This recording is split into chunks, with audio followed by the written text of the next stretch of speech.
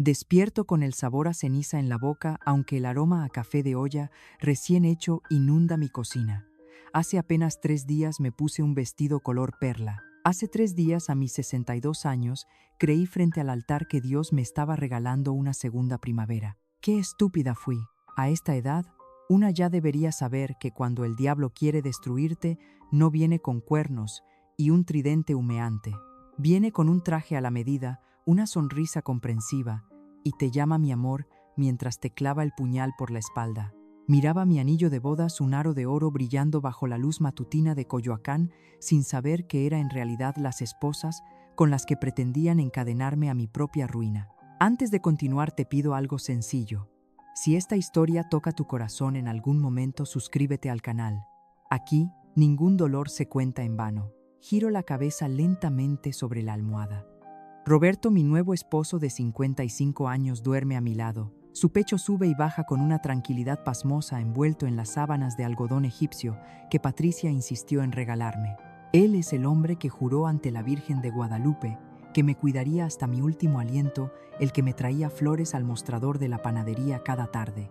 Me levanto con cuidado, sintiendo el crujir de mis rodillas, el peso de los años que de pronto parecen haberse multiplicado de la noche a la mañana. Me pongo mi bata tejida y camino hacia la cocina de esta casa colonial. Mi casa, la propiedad en el corazón de Coyoacán que construí con el sudor de mi frente, amasando pan, horneando bolillos y quemándome las pestañas durante 40 años. Mi patrimonio. Todo parecía tan perfecto, un milagro tardío para una viuda que ya se había resignado a la soledad perpetua. Pero la mente es traicionera y el instinto de una madre anciana nunca duerme del todo. Mientras sirvo el agua hirviendo sobre el café, un escalofrío me recorre la nuca. Recuerdo una imagen fugaz de la fiesta del sábado. Patricia, mi ahijada, la niña que recogí de la calle cuando tenía 10 años, a la que le di mi apellido, mi educación y las llaves de mi negocio. Durante el brindis, Patricia abrazó a Roberto. Fue un abrazo demasiado largo, demasiado apretado. Las manos de él bajaron unos centímetros más de lo permitido en público, y ella soltó una risita que no era la de una hija hacia su padrastro. Era un sonido húmedo conspiratorio. El roce sutil de sus hombros tenía una intimidad que me revolvió el estómago por un segundo, pero lo ignoré. Bendita ceguera, la de las mujeres que deseamos desesperadamente ser amadas. Ese hombre no te mira con amor, mamá, te mira con hambre. Las palabras de mi hijo biológico Mateo resonaron de pronto en mi cabeza como un eco fantasmagórico. Mateo se había opuesto a esta boda desde el primer día. Discutimos a gritos en esta misma cocina. Le dije que era un egoísta que no quería verme feliz, que Patricia sí me entendía y me apoyaba. Descansa, mamá, me decía Patricia hace unas semanas, acariciándome el cabello con sus manos jóvenes y suaves. Deja que Roberto y yo nos ocupemos de las cuentas, tú ya trabajaste demasiado en esta vida. Qué frase tan venenosa cuando le quitas el disfraz de la bondad y la miras bajo la luz de la verdad. El teléfono celular vibra sobre la mesa de madera tallada, rompiendo el silencio de la mañana.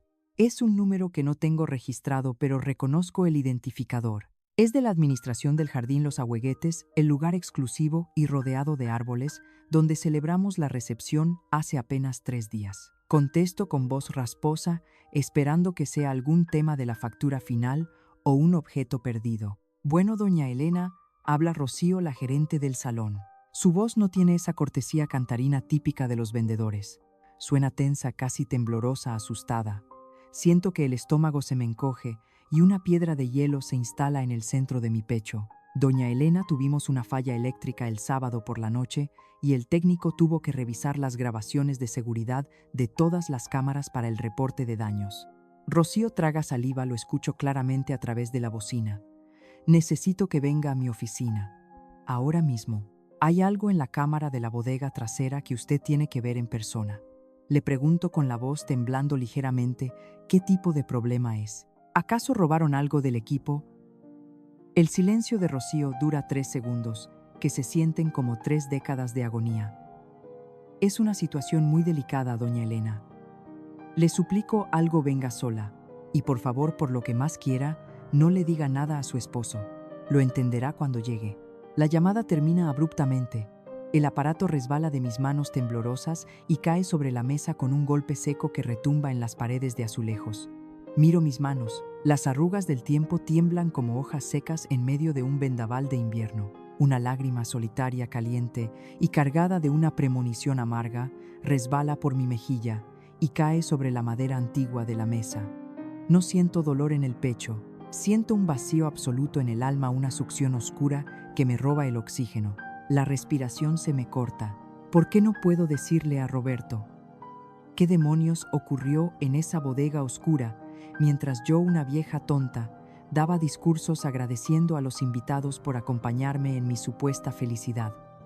Cierro los ojos y la imagen del abrazo entre mi esposo y mi hija adoptiva vuelve a proyectarse en mi mente, esta vez más nítida, más obscena, revelando detalles enfermos que mi corazón se había negado a procesar en su momento. Miro hacia el pasillo oscuro que da a la recámara principal. Escucho el suave ronquido del hombre con el que comparto la cama, el hombre al que le acabo de entregar legalmente mi confianza entera. Seco mi lágrima con el dorso de la mano raspada por años de harina y trabajo. Me quito la bata, me pongo un vestido oscuro y salgo de mi propia casa en silencio como una ladrona. Camino hacia la puerta de madera pesada, sabiendo que al cruzarla la doña Elena, que creyó en los cuentos de hadas, morirá para siempre. Pero lo que ese par de víboras no sabe es que al matar a la mujer ingenua, están a punto de despertar a alguien que no tendrá piedad alguna. Voy en camino, Rocío. Voy a mirar al mismísimo infierno a los ojos. El trayecto desde mi casa en Coyoacán hasta el jardín Los Ahuehuetes me pareció eterno. Las calles empedradas, las fachadas coloridas y los árboles frondosos que siempre me habían dado paz esta mañana se alzaban como sombras amenazantes, como testigos mudos de mi inminente desgracia. Apreté el volante de mi camioneta con mis manos llenas de manchas por la edad, sintiendo el cuero frío bajo mis palmas sudorosas. Mi mente era un torbellino. Mientras esperaba en un semáforo en rojo, recordé a Roberto desayunando ayer, besando mi frente con esos labios delgados y susurrando que yo era la bendición que Dios le había mandado en su madurez, su mayor tesoro. Un escalofrío me recorrió la espina dorsal, helándome la sangre. Si yo era su bendición, su tesoro divino, ¿por qué iba en camino a encontrarme con el mismo infierno? ¿Por qué Rocío sonaba como si fuera a darme la noticia de un accidente fatal? Al llegar al estacionamiento del salón de eventos, estaba completamente desierto. Era un contraste macabro con la fiesta llena de luces, flores de importación y música viva de hace apenas unas noches. Rocío me esperaba en la puerta lateral de servicio. Llevaba un traje sastre gris, los brazos cruzados firmemente sobre el pecho y la mirada clavada en el concreto del suelo. No hubo sonrisas cordiales, ni saludos cálidos, ni felicitaciones atrasadas por mi enlace matrimonial. Me dio las gracias por venir tan rápido, con un hilo de voz casi como si estuviera dándome el pésame frente a un ataúd abierto. Me guió en silencio por un pasillo estrecho y lúgubre que olía a humedad, a polvo y a productos de limpieza industrial, muy lejos de los salones elegantes y perfumados que mis ahorros de toda la vida habían pagado. Entramos a una pequeña oficina atestada de carpetas y monitores. Rocío cerró la puerta y le puso el seguro. El sonido del pestillo metálico resonó en la habitación cuadrada, como la cuchilla de una guillotina a punto de caer inexorablemente sobre mi cuello. Le exigí saber qué era eso tan urgente que mi marido no podía descubrir, enderezando la espalda, intentando mantener la compostura y la autoridad de la patrona que siempre he sido en mi negocio. Rocío no respondió de inmediato. Arrastró una silla de metal gastado, me pidió con un gesto que me sentara y giró el monitor principal de su computadora hacia mí. Sus manos temblaban visiblemente al mover el ratón. Me explicó con la voz quebrada por la tensión que tenían una cámara oculta en la bodega de servicio trasero, instalada el año pasado por unos robos de botellas. Dijo que revisando las fallas eléctricas de la madrugada del domingo, encontró algo que si se lo enviaba a Roberto, él seguramente borraría. Hizo clic. La pantalla mostró una imagen en blanco y negro ligeramente granulada, con la hora marcando las 23 horas con 14 minutos en la esquina inferior. La noche de mi boda, el momento exacto en que yo estaba sola en la pista de baile, con mi copa en la mano, buscando como estúpida a mi esposo para partir el pastel nupcial. Miré la pantalla fijamente. La pesada puerta de madera de la bodega se abrió lentamente. primero entró ella. Reconocí al instante la caída de ese vestido verde esmeralda que yo misma le compré en una boutique exclusiva de Polanco para que luciera hermosa. Era Patricia, mi ahijada. La niña desamparada a la que recogí, a la que le curé las rodillas raspadas, a la que le pagué la universidad y la que ahora manejaba la caja registradora de mi panadería. Entró mirando hacia atrás, asegurándose de que nadie la siguiera, con una expresión de urgencia depredadora, un rictus de ansiedad que jamás le había visto en el rostro. Muchas de nosotras guardamos secretos que pesan en el alma, o hemos sido víctimas de engaños que nos quitan la respiración. Si entiendes el peso que lleva doña Elena en este instante, al ver su mundo resquebrajarse, deja tu saludo y tu ciudad en los comentarios. No estamos solas en este camino de dolor y reconstrucción. Segundos después de que Patricia entrara a la sombra de un hombre, llenó el marco de la puerta en la pantalla, alto imponente vistiendo el traje a la medida que le pagué con el sudor de mis madrugadas horneando pan dulce. Entró a la bodega y cerró la puerta de un golpe seco, dejándolos a solas entre sillas apiladas y cajas de licores a medio abrir. Mi corazón de 62 años no se rompió en pedazos. Se detuvo por completo, congelándose en un bloque de hielo afilado que me perforaba las costillas desde adentro. En la pantalla, sin que aún hubiera sonido, vi cómo la actitud de Patricia cambiaba drásticamente. Ya no era la hija devota, dulce y servicial. Se abalanzó sobre el cuello de mi esposo como una fiera hambrienta, enredando sus dedos jóvenes en su cabello, y él, sin dudarlo, un segundo la tomó por la cintura con posesión, levantándola ligeramente para prensarla contra un escritorio. Viejo, se besaron. No fue un beso furtivo, ni un roce torpe, ni el error de dos personas pasadas de copas. Fue un beso voraz, sucio, cargado de una familiaridad repugnante que delataba meses, tal vez años, de revolcarse a mis espaldas en mi propia cara. Las manos de él recorrían el cuerpo de la mujer que yo consideraba mi hija con una lujuria experta.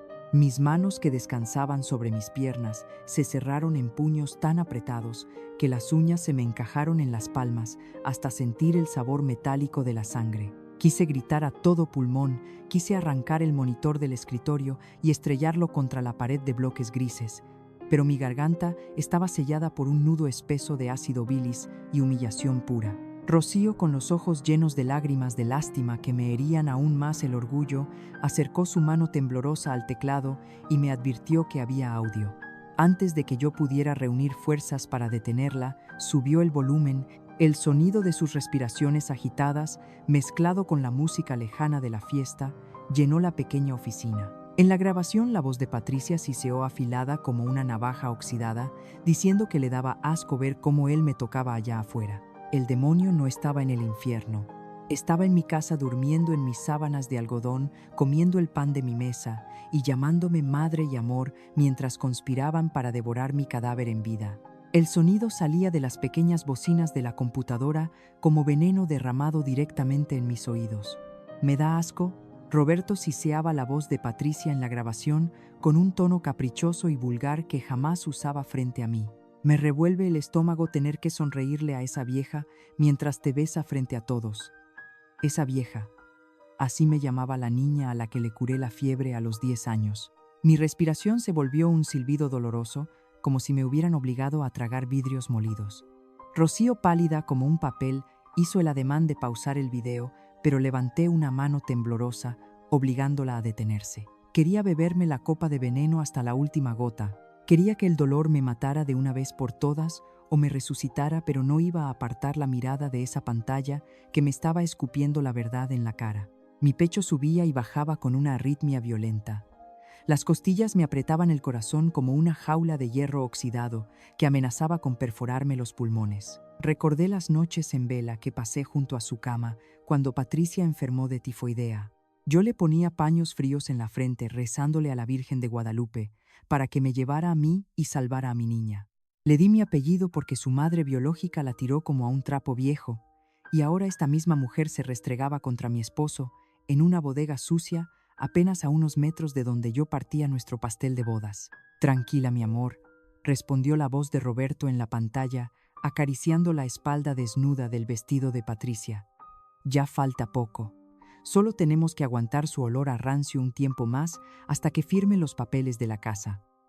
Olor a rancio. El hombre que hace 3 noches me juró amor eterno frente al altar de Dios, el que me decía que yo olía a vainilla y a hogar, ahora se burlaba de mi vejez como si fuera una llaga purulenta. Sentí náuseas. Un vértigo espantoso me obligó a sujetarme de los bordes del escritorio de Rocío para no caer al suelo de linóleo. ¿Cómo pude estar tan ciega?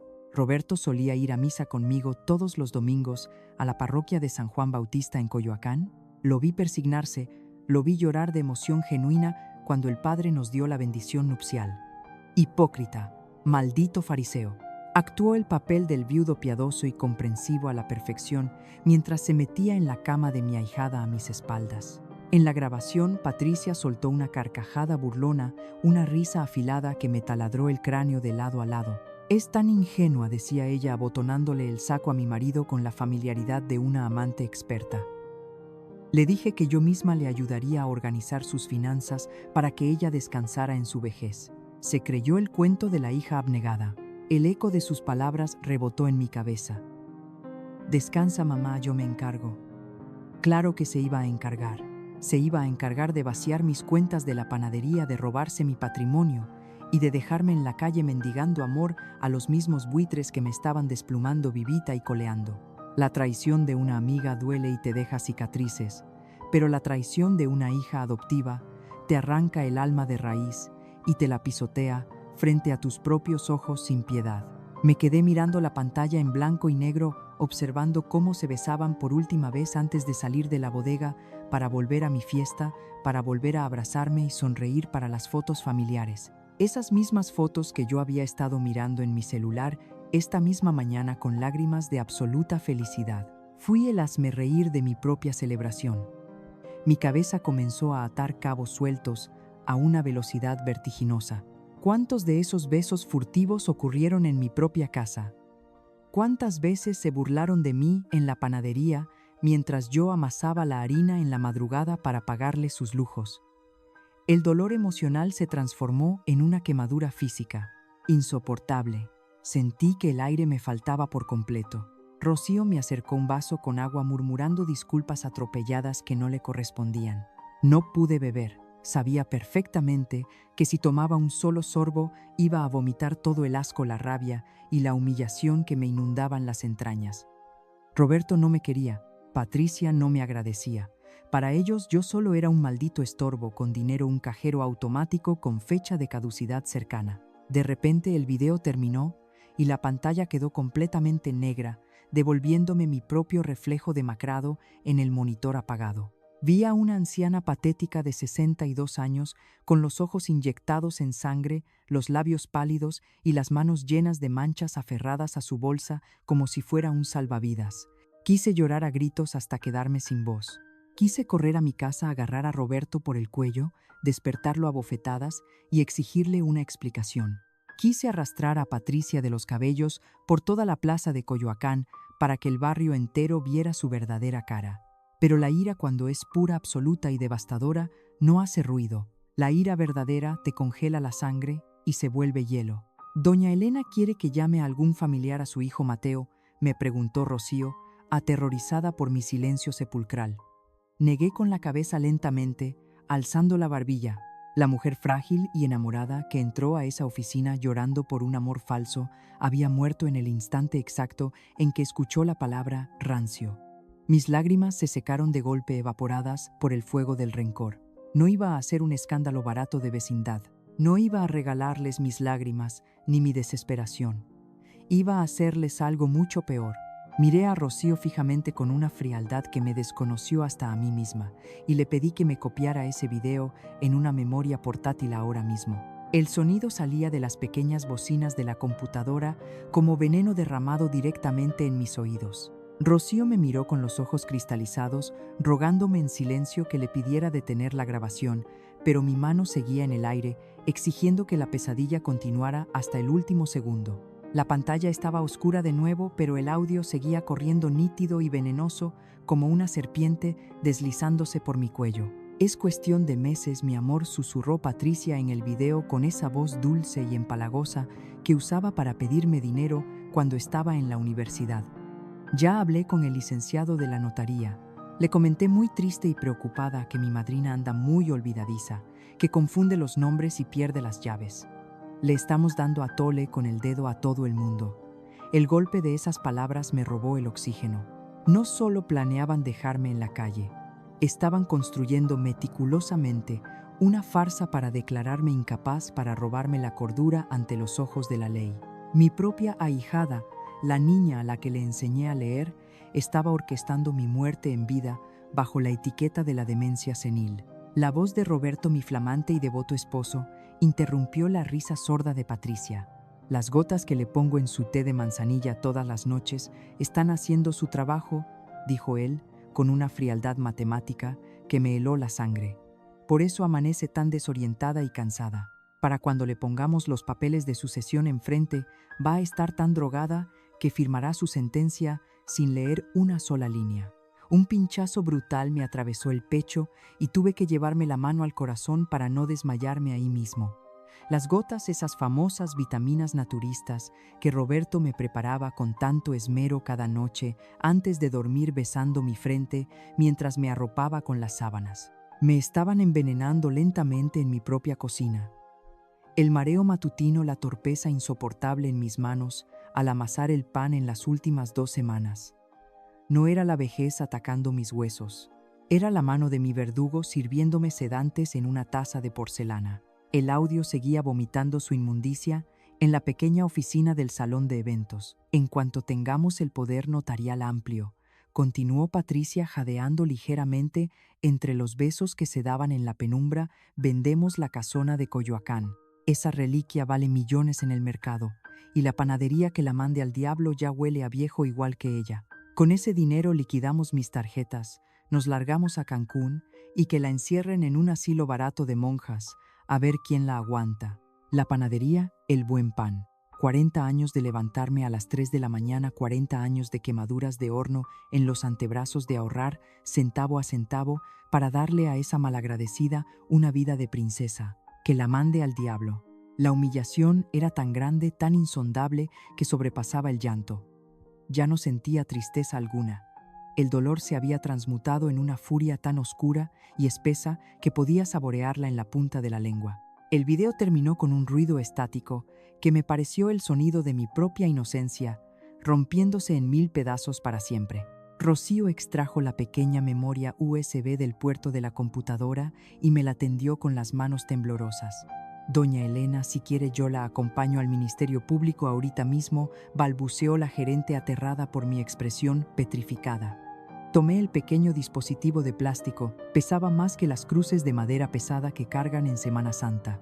Podía ir a la policía, claro. Podía llegar a la casa, gritar, llorar, arrastrar a Patricia por los cabellos hasta la calle y correr a Roberto a escobazos como una vieja histérica del mercado. Pero eso era exactamente lo que ellos esperaban de una mujer de 62 años, debilidad, lágrimas y un escándalo inútil. Me guardé la memoria. En la bolsa de cuero me acomodé el cuello del vestido y me puse de pie.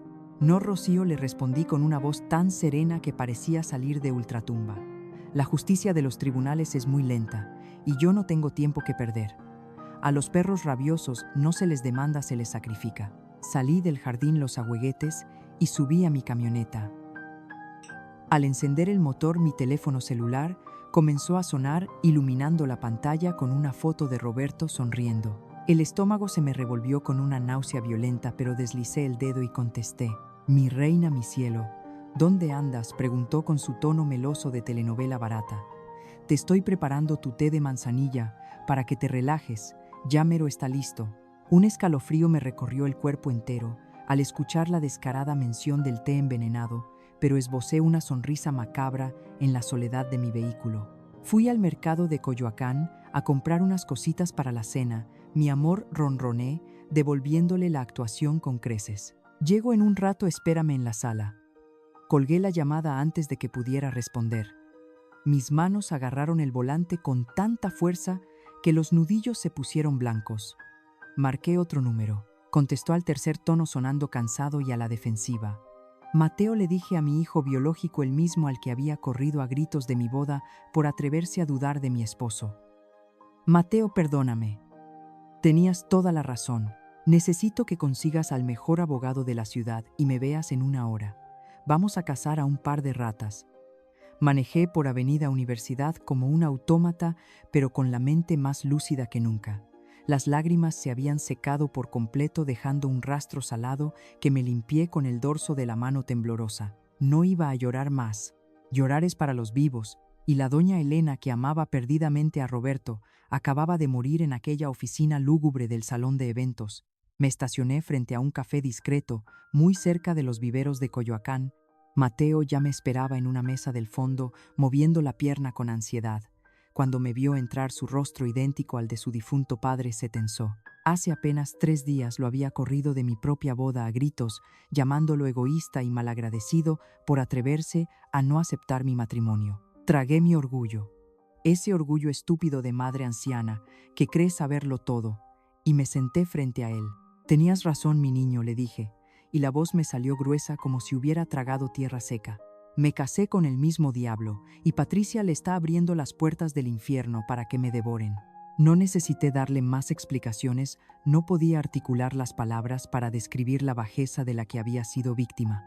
Saqué mi computadora portátil de la bolsa y conecté la pequeña memoria USB que me había dado Rocío. Mateo vio el video en un silencio sepulcral con los audífonos puestos. Observé cómo la vena de su cuello palpitaba violentamente, cómo sus manos se cerraban en puños sobre la mesa hasta que los nudillos se tornaron blancos y la sangre pareció huir de sus dedos. Cuando escuchó la parte de las gotas sedantes, de cómo me estaban envenenando lentamente bajo el disfraz de un inofensivo té de manzanilla, Mateo se arrancó los audífonos y se puso de pie de un salto. Tiró la silla hacia atrás con un estruendo metálico que hizo voltear a los demás clientes del café. Lo voy a matar, siseó entre dientes, con los ojos inyectados en sangre y la voz rasgada por la furia. Voy a ir a la casa ahorita mismo y lo voy a sacar a patadas a la calle, a él y a esa perra malagradecida.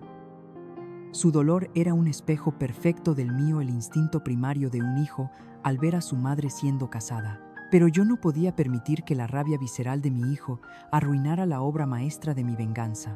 Lo tomé del antebrazo con una fuerza que no sabía que aún albergaba en mis manos de 62 años, obligándolo a mirarme. No vas a ir a ningún lado, Mateo, le ordené con una frialdad gélida que lo paralizó.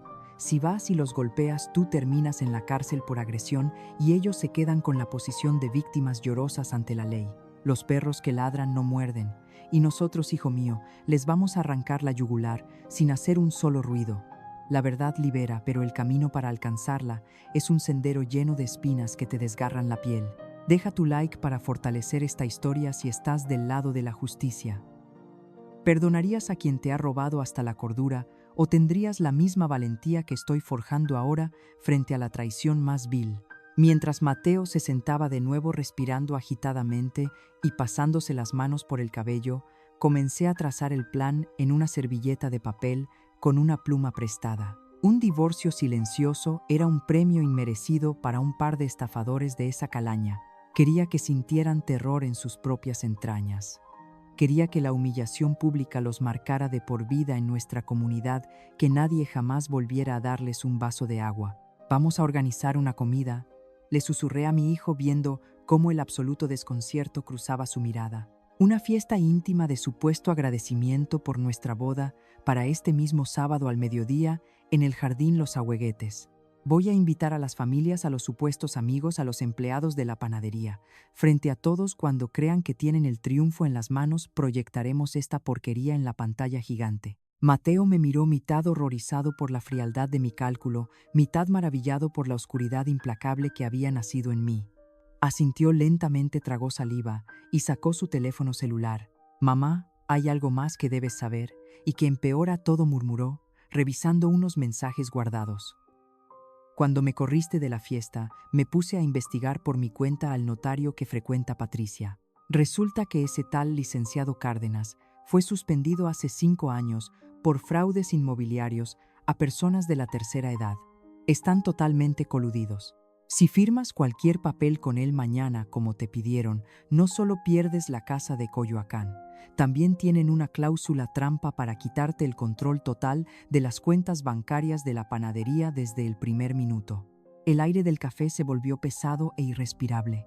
Mi supuesta ahijada no solo quería mi herencia tras mi muerte, quería dejarme en la indigencia absoluta estando viva, arrebatándome hasta el último centavo del buen pan.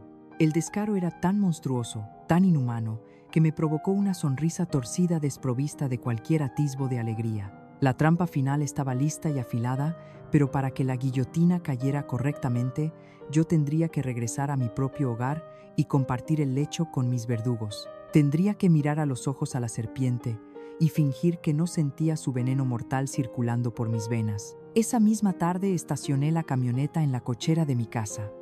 Respiré hondo componiendo mi rostro en el espejo retrovisor, poniéndome la máscara de la viuda ingenua y torpe. Al abrir la pesada puerta principal, el olor dulzón a manzanilla inundó mis fosas nasales provocándome una náusea instantánea y violenta. «Mi cielo, qué bueno que llegaste», exclamó Roberto saliendo de la cocina con una taza de porcelana humeante en las manos.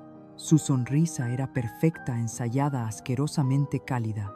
Patricia bajaba las escaleras en ese mismo instante luciendo radiante. «Madrina, ya te ves muy cansada, deberías tomar tu té y recostarte», dijo ella, con una preocupación actuada que me erizó la piel. Acepté la taza de las manos de mi esposo, sintiendo el calor del líquido donde escondían mi locura gota a gota. «Gracias, mi amor, sí me siento un poco mareada», respondí bajando la mirada. Mientras caminaba hacia la sala, vi por el rabillo del ojo cómo Roberto y Patricia intercambiaban una mirada cómplice, una pequeña sonrisa de triunfo. No tenían idea de que la verdadera cuenta regresiva ya había comenzado. Llegar a casa esa misma tarde fue como entrar caminando por mi propio pie al matadero, sabiendo perfectamente quién sostenía el cuchillo en la oscuridad. Roberto me tendió la taza de té de manzanilla con esa sonrisa ensayada que ahora me provocaba una náusea insoportable.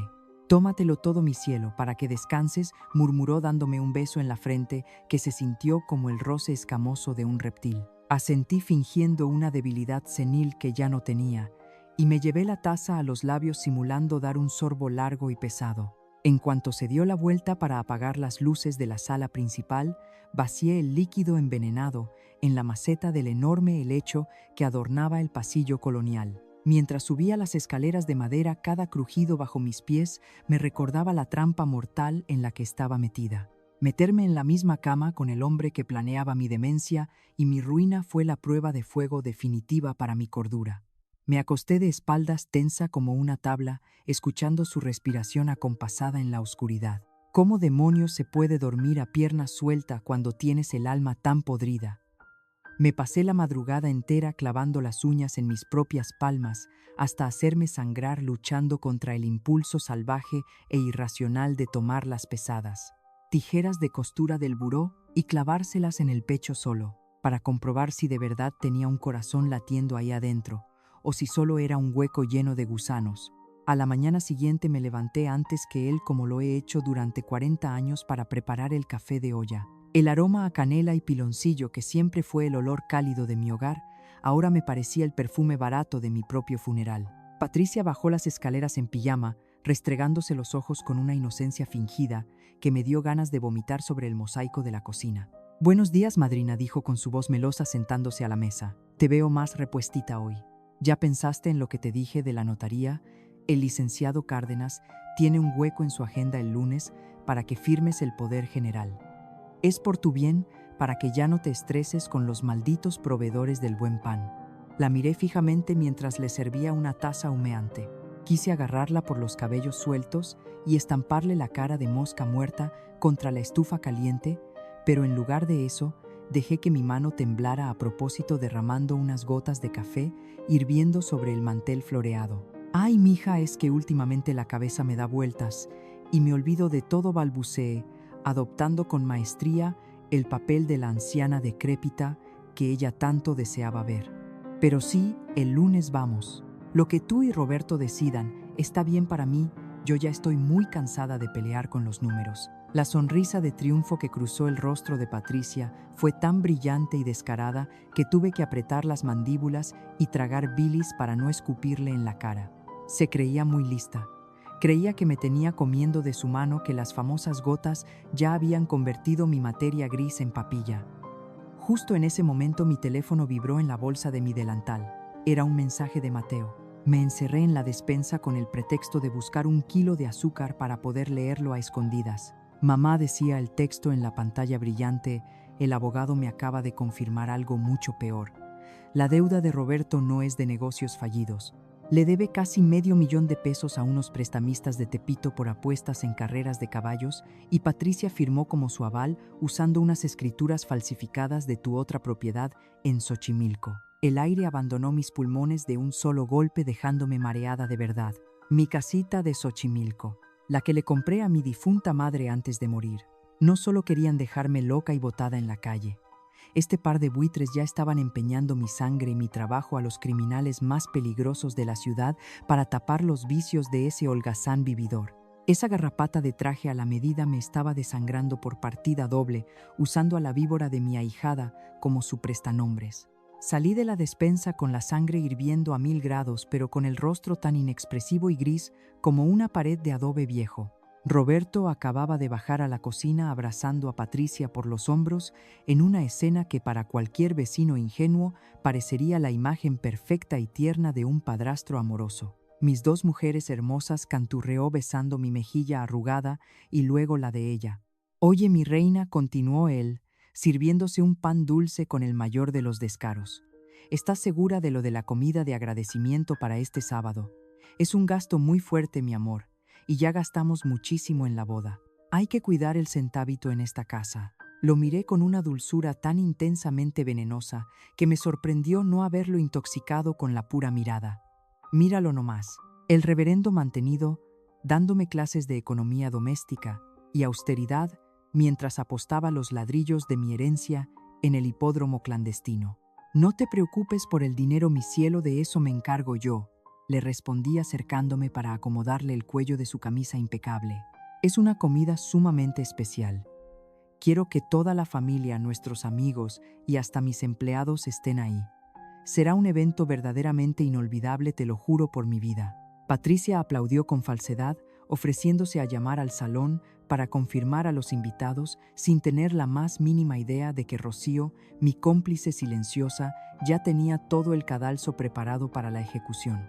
Las horas previas al sábado fueron un ejercicio de tortura psicológica sádica que no le deseo ni a mi peor enemigo. Tuve que soportar a Patricia, fingiendo ayudarme a escoger mi ropa, llamándome mami y abrazándome mientras yo sentía que me enredaba una serpiente constrictora. La noche del viernes, justo antes de apagar la lámpara de noche, Roberto sacó un fajo de papeles impresos de su portafolio de piel.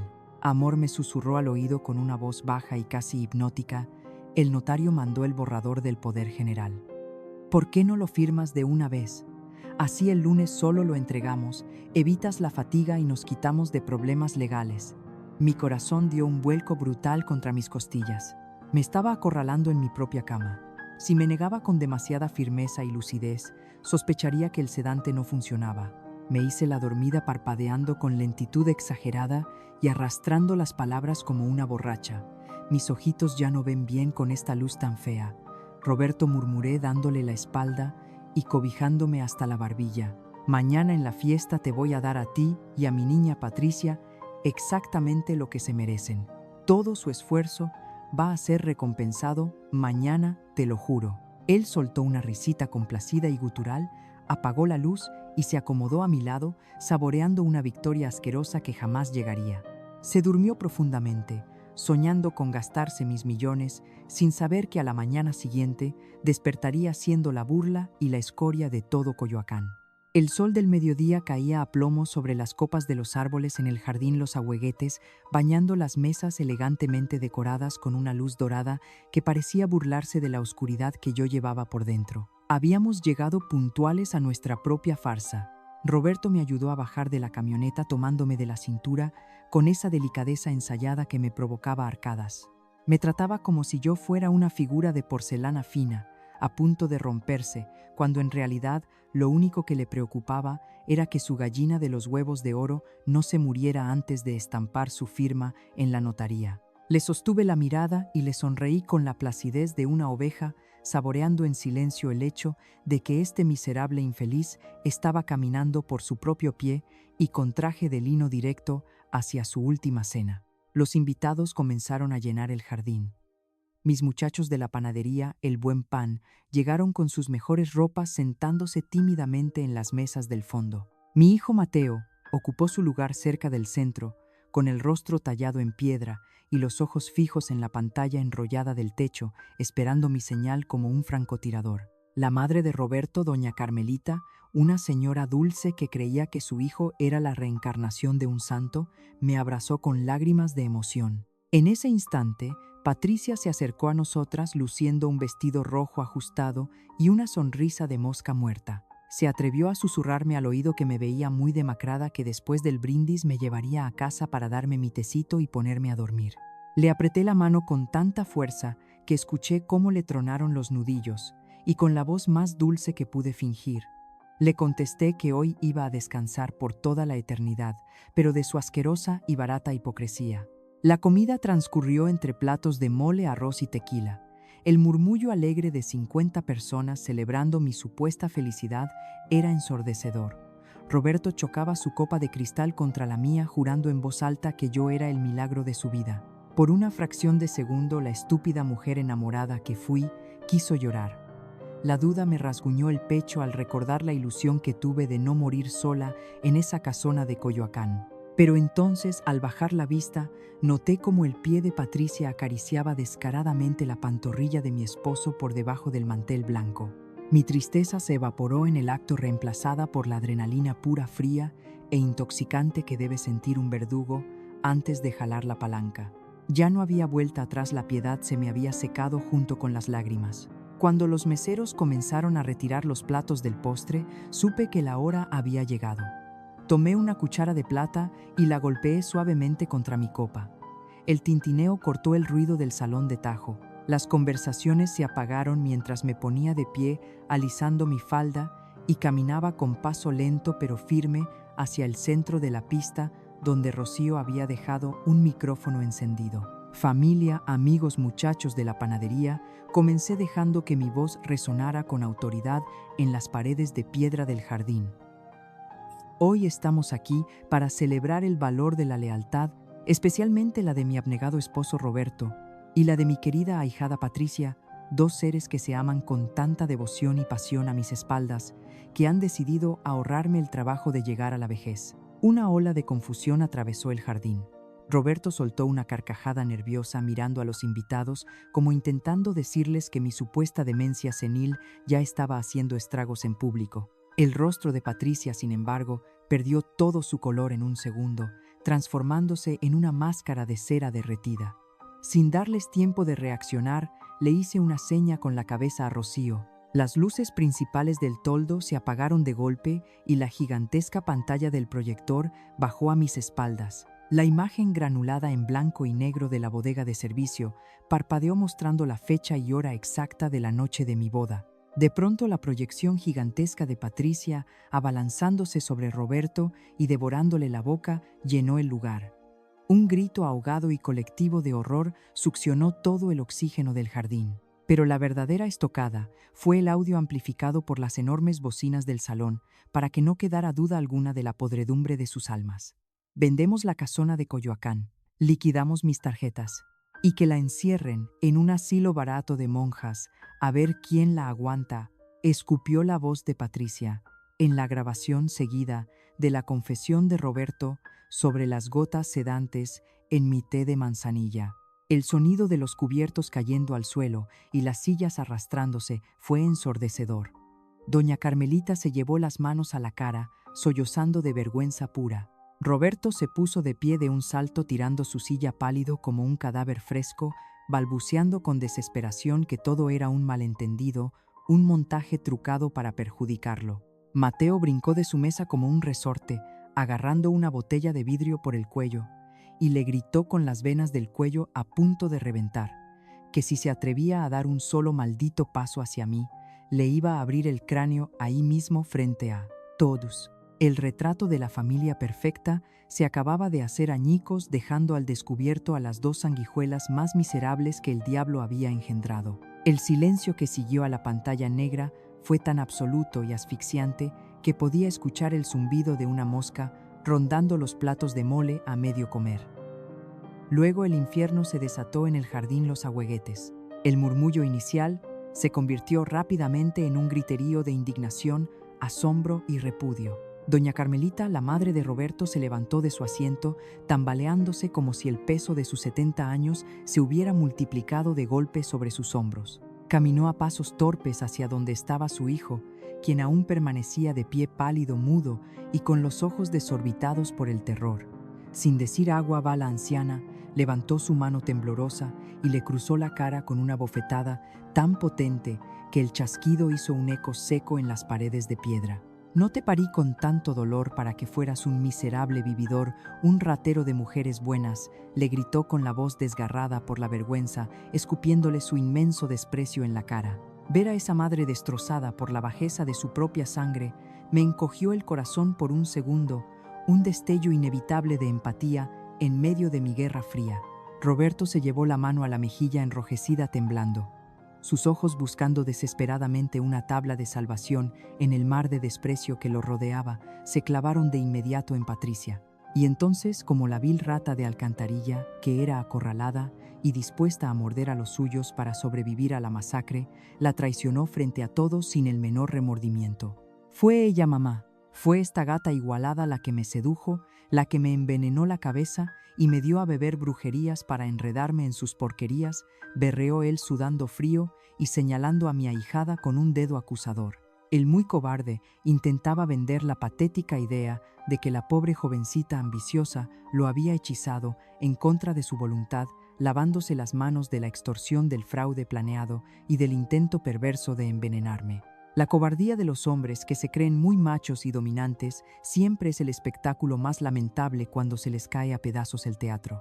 Patricia, que hasta ese momento había permanecido paralizada como una estatua de cera, a punto de derretirse, reaccionó como una fiera salvaje a la que le acaban de pisar la cola. Agarró su copa de tequila a medio terminar y se la arrojó al pecho manchando su impecable traje de lino claro. «Yo te obligué, pedazo de imbécil muerto de hambre. Si le debes hasta la forma de caminar a los agiotistas de Tepito», aulló ella completamente desfigurada por la rabia, arrancándose por fin esa asquerosa máscara de niña buena y abnegada.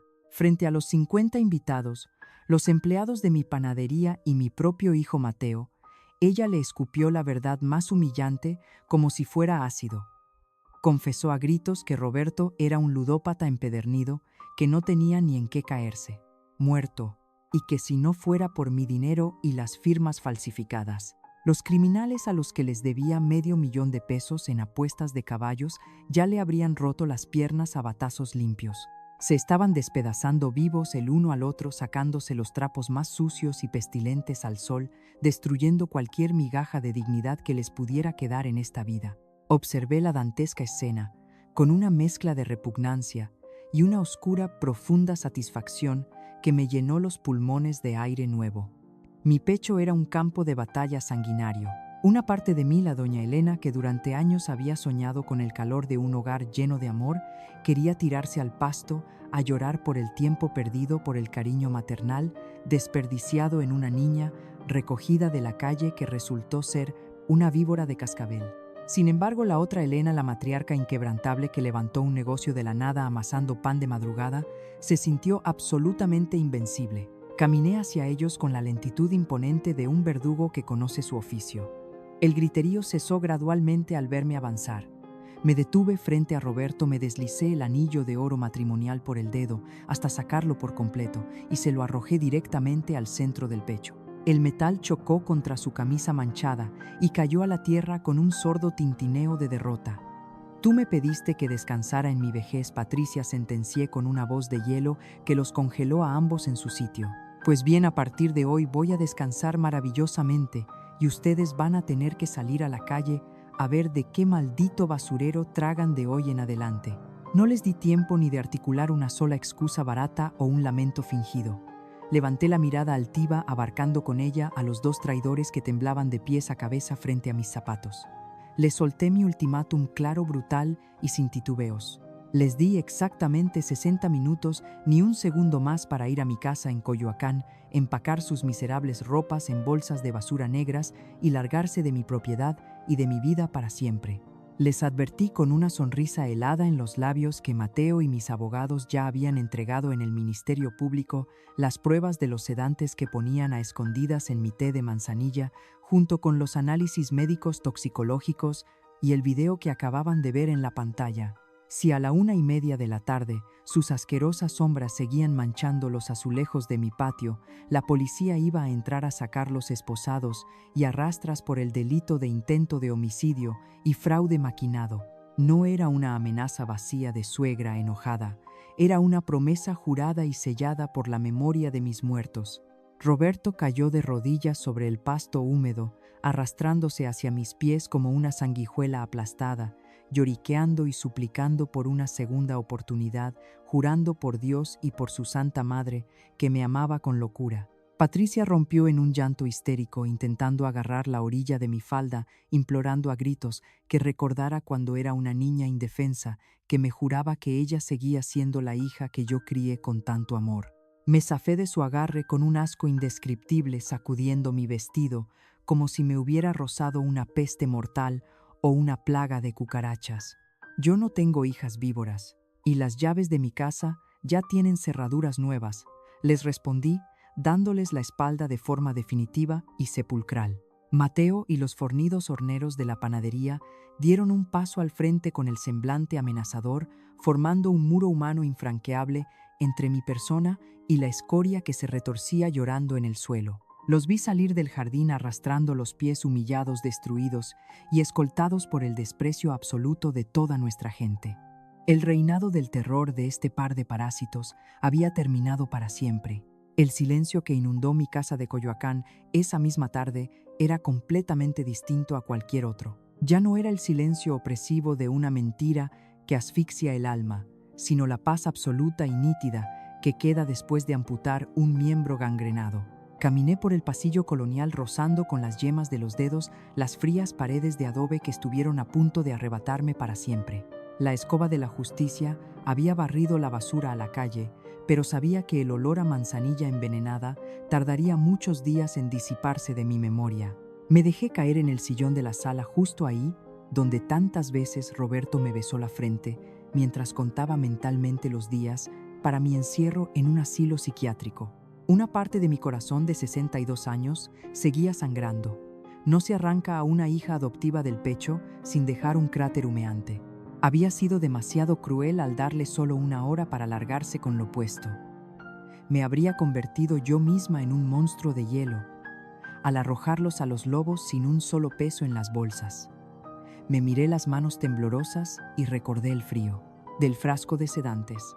No, la piedad con las víboras venenosas es un suicidio y yo había elegido vivir a cualquier costo. Las noticias no tardaron en esparcirse como pólvora encendida por las calles empedradas de todo el barrio. El karma, que en México cobra con intereses altos y sin entregar factura, los alcanzó mucho antes de que cayera la noche. Mateo llegó a mi casa y me contó con una sonrisa de oscura satisfacción que no pudo ocultar que los muy infelices ni siquiera lograron pasar la primera noche juntos de manera pacífica. Sin el límite infinito de mis tarjetas de crédito y sin el techo majestuoso de mi casona, su gran amor apasionado se hizo pedazos en la mugrienta recepción de un motel de mala muerte sobre la calzada de Tlalpan. El recepcionista del lugar relató cómo Patricia le arañó la cara a Roberto hasta sacarle sangre, gritándole a todo pulmón que era un muerto de hambre, un poco hombre, que no servía ni para estafar a una vieja decrépita. Él le respondió, empujándola violentamente contra la pared de yeso, maldiciendo el día maldito en que dejó que una gata arrastrada y ambiciosa le diera órdenes. Cuando el dinero sale huyendo por la puerta, el amor falso y comprado salta por la ventana, pero en el caso de ellos saltó directo al drenaje de la ciudad. Se despellejaron vivos en plena vía pública, culpándose mutuamente de su soberana estupidez, demostrando que entre las ratas jamás existe la lealtad cuando el barco se empieza a hundir. Pero el destino, que a veces tiene un sentido del humor bastante negro, les tenía preparada una bofetada muchísimo más severa que mi desprecio público. Un par de días después, mientras yo revisaba los libros de cuentas en la oficina de El Buen Pan, con la mente por fin despejada, Mateo entró pálido como un papel. Mamá, me dijo en voz baja, cerrando la puerta con seguro. Y bajando las persianas, los prestamistas de Tepito no se tragaron el cuento de las escrituras falsas que les dio Patricia. Resultaba que los cobradores mafiosos, al enterarse del monumental escándalo en el jardín Los Ahueguetes y darse cuenta de que jamás verían un solo centavo de mi herencia para cobrarse, fueron a buscar directamente a Patricia. Ella, en su infinita avaricia, había firmado los pagarés como aval, creyendo que yo moriría pronto y heredaría millones. Ahora la monstruosa deuda de $500,000 de Roberto recaía directamente sobre el frágil cuello de mi exahijada. Tuvieron que huir de la capital como viles delincuentes, saltando de terminal en terminal de autobuses, mirando por encima del hombro a cada paso, aterrorizados de que unos matones a sueldo les rompieran las rodillas a batazos. La niña engreída que alguna vez durmió en sábanas de seda bajo mi techo, ahora dormía en paradas de camión, huyendo despavorida de los mismos demonios que ella invocó para destruirme. El que la hace la paga, pensé, sintiendo que la balanza divina se equilibraba con un peso aplastante. Yo llegué a creer que no volvería a verlos jamás, que la tierra de este país se los había tragado por pura vergüenza. Me equivoqué rotundamente. La miseria humana es un pozo sin fondo que no conoce los límites del ridículo. Una semana después, al salir de la misa de 7 en la parroquia de San Juan Bautista, una sombra andrajosa y maloliente me cortó el paso de tajo en el atrio adoquinado. Era Roberto, o al menos el esqueleto vacío de lo que quedaba de él. El dandy de traje de lino impecable y reloj suizo era ahora un guiñapo tembloroso, sin rasurar, con la ropa sucia de días y un aliento a alcohol barato que mareaba a 1 metro de distancia. Cayó de rodillas en el piso de piedra frente a la mirada atónita de las beatas que salían de la iglesia, agarrándose de la bastilla de mi falda como un náufrago desesperado. Elena, por el amor de la Virgen, sálvame, lloriqueó, con la voz rota y aguda, con la saliva escurriéndole patéticamente por la comisura de los labios. Me van a matar. Me están cazando, Elena. Te lo suplico, préstame dinero, te firmo lo que quieras. Yo te amaba, te juro por mi vida, que te amaba. Fue ella la que me embrujó. Lo miré desde arriba, sintiendo un asco tan profundo e insoportable que me heló las entrañas por completo. Di un paso firme hacia atrás, arrancando la tela de mi vestido de sus dedos sucios y temblorosos. Ve a pedirle limosna al mismísimo diablo, Roberto, le escupí con una voz cargada de plomo hirviente. Porque a la mujer que quisiste enterrar viva en un asilo, ya no le quedan monedas para pagar tu maldito funeral. Lo dejé ahí tirado boca abajo en el suelo frío y sucio del atrio, sollozando y gimiendo como el tremendo cobarde, que siempre fue rodeado por el murmullo de asco y desprecio de todos los feligreses. Caminé de regreso a mi casa, con la espalda más recta que nunca, los hombros relajados y el pecho lleno de un aire puro y limpio que no respiraba desde hacía muchísimos meses. No hubo en mi corazón un solo gramo de culpa ni una pizca de remordimiento o compasión cristiana. La compasión es un lujo carísimo que se reserva únicamente para quienes se equivocan por debilidad o ignorancia, jamás para los depredadores calculadores que planean asesinarte lentamente mientras te acarician el cabello en las noches. Me había costado lágrimas de sangre y noches de terror aprender esta lección, pero mi alma finalmente estaba blindada con acero. Mi hermoso hogar en Coyoacán me recibió de vuelta con la calidez absoluta de un refugio inexpugnable. Había sobrevivido al peor de los huracanes, a la traición letal de mi propia sangre adoptiva y a las garras asquerosas de un estafador disfrazado de príncipe azul. Ahora, victoriosa y en paz, solo me quedaba barrer los pedazos rotos de mi imperio, mirar a mi verdadero hijo a los ojos con orgullo y empezar a reescribir el último y, sin duda, el más hermoso capítulo de mi vida entera. 6 meses han pasado desde aquella mañana en que dejé a Roberto arrastrándose como un gusano aplastado en el atrio de San Juan Bautista. La casona de Coyoacán ya no huele a ese repugnante té de manzanilla con gotas sedantes. Ahora respira a madera limpia, a café recién tostado y a una paz inquebrantable.